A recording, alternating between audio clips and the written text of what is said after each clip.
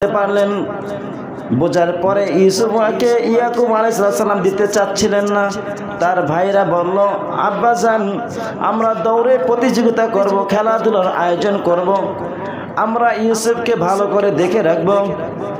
ইউসুফ আলাইহিস সালামকে নিয়ে গেল। নিয়ে যাওয়ার পরে ইউসুফ আলাইহিস সালামকে সেই গভীর কূপের ভিতরে ফালানো হলো। ফালানোর আগে তার শরীর থেকে জামাগুলান খুলে রেখে দিয়েছিল। তারপরে ওই কূপের ভিতরে ফালাইছে। একটা বকরি অথবা একটা ভেড়া, দুম্বা, যে কোনো একটা কিছু জবাই করে ওই ইউসুফ আলাইহিস সালামের জামায় রক্তগুলান মেখে তারপরে নিয়ে আসছে বাড়িতে। আসার পরে বাবার কাছে বলতেছে, বাবা আমরা তো ইউসুফকে আমাদের মালসাবানা নিয়ে ওকে এক জায়গায় বসাই রাখছিলাম যাতে ওরা আমাদের মালসাবানাগুলো পাহারা দেয়, কিন্তু হঠাৎ নেকড়ে এসে ইউসুফকে খেয়ে ফেললো। আচ্ছা বলেন তো, যদি কোনো নেকড়ে বা কোনো বাঘ বা কোনো শিয়াল বা কুকুরে যদি মানুষকে আক্রমণ করে, তার জামা কি সুন্দর থাকবে না ছিঁড়ে বেড়ে যাবে? ছিঁড়ে বেড়ে যাবে না? বাঘে কি চিন্তা করবে বা নেকড়ে চিন্তা করবে, বেটা তোর এত সুন্দর রাজকীয় পোশাকটা ছিঁড়বি, তুই খোল তারপর তোরে খাই, এই কথাটা বলবে না? পাওয়ার সাথে সাথে আক্রমণ। কিন্তু ভাইরা ওদেরকে আল্লাহ তাআলা এই বিবেকটা ওদের মাথা থেকে সরাই ফেলাইছে যে জামা যদি সুন্দর থাকে, জামা যদি ছিঁড়ে বেড়া না থাকে, তাহলে যে আমরা ধরা খাবো সেই বিষয়টা ওদের মাথায় কাজ করে না। এই জন্য সুন্দরভাবে জামাটা রক্ত মাখাইয়া নিয়ে আসা তারা কান্নাকাটি করতেছে, কান্নার ভান করছে, অভিনয় করে তারপরে ইয়াকুব আলাইহিস সালাম কাছে বলছে। আর একজন নবী, সে তো সাধারণ জ্ঞান মানুষ ছিল, তাই না? হ্যাঁ, আল্লাহ তাআলা যার উপর ওহী নাজিল করে তার কি জ্ঞান অল্প না পরিপূর্ণ? ইয়াকুব আলাইহিস সালাম ওদের কান্নার ভাবভঙ্গি দেখে বুঝতে পারতেছে ওরা কিছু একটা করছে, ওরা কিছু একটা করছে। আল্লাহর উপর তাওয়াক্কুল করছে যে তিনি বলছে ইউসুফকে যদি বাঘে খেয়ে ফেলে তার ইউসুফ আর কখনো আসবে না। আর যদি ইউসুফের যদি অন্য কিছু হয়ে থাকে, আল্লাহ রাব্বুল আলামিন অবশ্যই অবশ্যই আমার সন্তানকে আমার কাছে ফিরাই দেবে।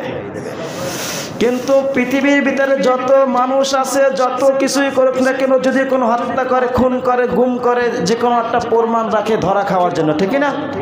যেমন ইয়াকুব আলাইহিস সালামের সন্তানেরা ভাইকে ইউসুফকে হত্যা করার কথা বলে কূপে ফালাই দিয়ে আসছিল, কিন্তু আল্লাহ রাব্বুল আলামিন সেই কূপ থেকে উঠাইয়া মিশরের খাদ্যর মন্ত্রী বানাই দিয়েছিল না?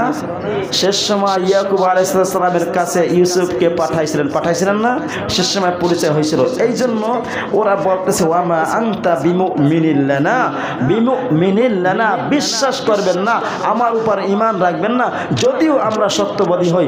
আসলে কি ইয়াকুব আলাইহিস সালামের ভাইরা সত্যবাদী বলছে না মিথ্যাবাদী? তারপর ওরা বলছে আমরা সত্যবাদী, তারপর আব্বা আপনি আমাদেরকে বিশ্বাস করবেন না। তার মানে কি মূল কথা হয়েছে ঈমান, আমাদের উপর বিশ্বাস না, ঈমান নাই, ঠিক না?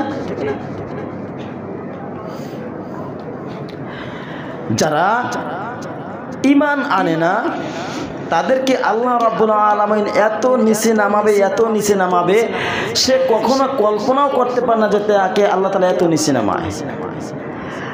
ইল্লাল্লাযীনা আমানু ওয়া আমিলুস সালিহাতি, তবে যারা আমলে সালেহ করছে, আমানু ঈমান এনেছে, বিশ্বাস করেছে, ঈমান এনেছে, তাদেরকে আল্লাহ রাব্বুল আলামিন নিচে নামাবেন না। ফালাহুম আজরুন গায়রু মামনুন, কেননা তাদের রবের পক্ষ থেকে তারা এমন অফুরন্ত পুরস্কার ভক্ষণ করবে যার কারণে তাদেরকে আল্লাহ তাআলা কি করবেন না?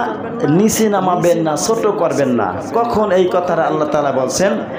আল্লাহ রাব্বুল আলামিন তখনকার যখন মক্কায় আয়াতগুলো সূরা 3 নাজিল হয়, তখনকার সময় 3 জাইতুল ফল, তুর পাহাড়, মক্কা, এইগুলো ওদের কাছে প্রসিদ্ধ ছিল। 3 ফলটা ওদের প্রিয় একটা ফসল ছিল, জাইতুন একটা ওদের একটা প্রিয় ফসল ছিল, ওরা এইটা স্বর্ণের থেকেও বেশি মহামূল্যবান মনে করত। এই জন্য ওরা সিনায় অবস্থিত তুর পাহাড়, এইটা ওরা প্রাধান্য বেশি দিত, মহাব্বত বেশি করত, মূল্যায়ন বেশি করত। এইটার কারণে আল্লাহ রাব্বুল আলামিন কসম খাইছে, ওয়াতিনি ওয়াজাইতুন ওয়া তুরি সিনিন ওয়া হাযাল বালাদিল আমিন লাকাদ খালাকনাল ইনসানা ফি আহসানি তাকওয়িম সুম্মা رددناه أسفل سافلين